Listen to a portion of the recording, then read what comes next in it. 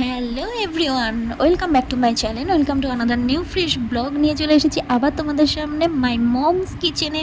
আবার তোমাদেরকে নতুন করে স্বাগত, কারণ অনেক দিন বাদে ভিডিও আসতে চলেছে, রান্নার ভিডিও।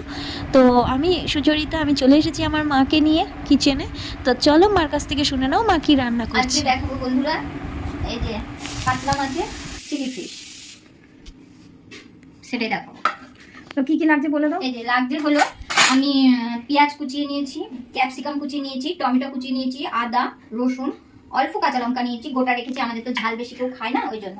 আর এদিকে লাগছে হলো chilli sauce, soya sauce, tomato sauce, আর স্বাদ মতো নুন হলুদ। তো এটা দিয়েছি আমি প্রথমে, নুন আর হলুদ দিয়ে মাছটাকে কেটে পিস পিস করে ছোট করে চলো বন্ধুরা এবার রান্নাটা শুরু করি, তোমরা দেখতে থাকো।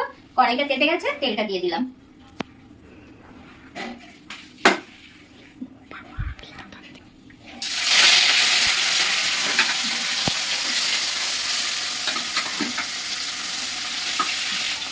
ওইখানটাই রাখা।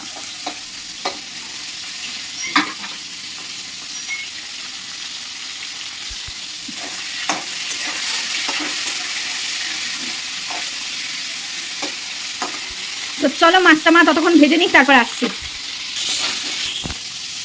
এই যে মাছটা ভাজা হয়ে গেছে, একটু নিলাম।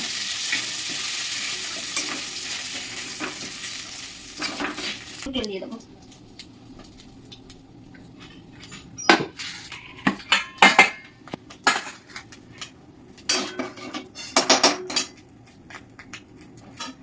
এর মধ্যে প্রথমে দেবো পেঁয়াজ,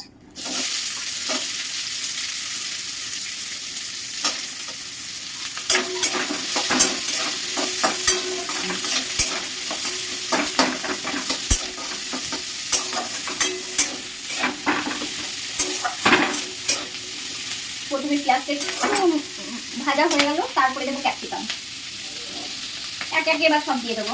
আদা কুচি দিয়ে দিলাম, এই যে রসুন কুচিটা দিয়ে দিলাম, লঙ্কাটাও দিয়ে দিলাম, কিন্তু টমেটোটা আমি একটু পরে দেবো, জল কেটে যাবে তারপরে। এই যে আমি একেবারে নুন স্বাদ মতো নুনটা দিয়ে দিচ্ছি, তাহলে এটা মজে যাবে একটুখানি। আর হলুদ বেশি দেবো না, আমার এর মধ্যেই বলছো। তো চলো এটা একটু ভাজা ভাজা হোক, তারপরে আসছি।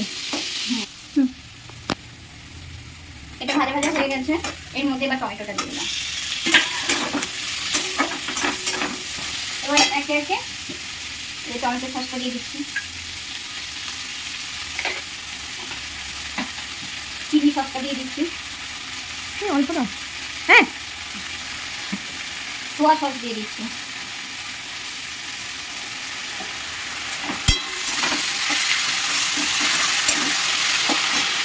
এর মধ্যে একটুখানি হলুদ দিয়ে দেবো,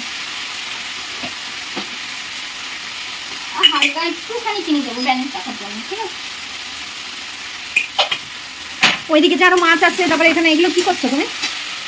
ওখানে এখানে চিংড়ি মাছ আছে, চিংড়ি মাছ দিয়ে লাউ দিয়ে করবো, ঠিক আছে। চিংড়ি মাছ দিয়ে লাউ দিয়ে করবো, আর মাথাটা? মাথাটা দিয়ে মুগের ডাল করবো, মুগের ডাল সেদ্ধ হয়ে গেছে, সেই মুগের ডাল। তো এই দেখো, দেখতেই পাচ্ছ মুগের ডাল সেদ্ধ কমপ্লিট। আর এখানে হলো লাউ, এই লাউটা দিয়ে, হ্যাঁ এই লাউ দিয়ে কি চিংড়ি মাছ, লাউ দিয়ে চিংড়ি মাছ, আর মুগের ডাল দিয়ে মাথা, আর এদিকে চিলি ফিশ। তো বন্ধুরা জমে যাবে পুরো খাবারটা। যাই হোক, তো ততক্ষণ কষাতে থাক, আমি আবার আসছি। আর তুমি সব দেখাবো তো রান্না হয়ে যাওয়ার পর? হ্যাঁ সব দেখাবো। আর একটা জিনিস করবো পরে, আমি সেটা রান্না হয়ে যাওয়ার পর বন্ধুদের সব দেখিয়ে দেবো কি রান্না করেছি। তো এটা তো পুরোটা দেখাবো তো? হ্যাঁ এটা তো দেখাবো, এটা এটা ইয়ে হোক। আচ্ছা ঠিক আছে, তেলটা ততক্ষণ একটু হোক। গরম হবে, তেলটা হোক। না, এই যে তেলটা উপরে ভেসে গেছে, এবার এই যে মাছগুলো দিয়ে দেবো, ঠিক আছে। আর একটুখানি 2 মিনিট দমে রেখে দেবো। জোরে বলো। মাছটা পরে দিলাম কেন, মাছটা ভেঙে যায় পরে দিলাম, কেননা যদি ভেঙে যায় সেই জন্য। এবার এই যে হয়ে গেছে, আর একটু 2 মিনিট দমে রাখবো ঢাকা দিয়ে। তো দেখতেই পাচ্ছ কালারটা জাস্ট ওয়াও, দেখিয়ে দিই তোমাদের। এই দেখো জাস্ট ওয়াও হয়েছে কালারটা। তো ঠিক আছে, চলো সব রান্না হয়ে যাক। এদিকে ডাল বসে গেছে, এদিকে লাউ ঘন্ট হবে, অনেক কিছু রান্না আছে, সব হয়ে যাক, তারপরে তোমাদের সামনে নিয়ে আসবো। তো চলো এখনকার মতন টাটা বলে দাও। টাটা বন্ধুরা। বলে না বন্ধুরা আমি চলে এসেছি, সব রান্না কমপ্লিট। সব রান্না নিয়ে আমি কমপ্লিট চলে এসেছি। এই যে প্রথমে দেখো ভাত, ভাত তো করতেই হবে, নাহলে এত খাওয়া হবে ভাত।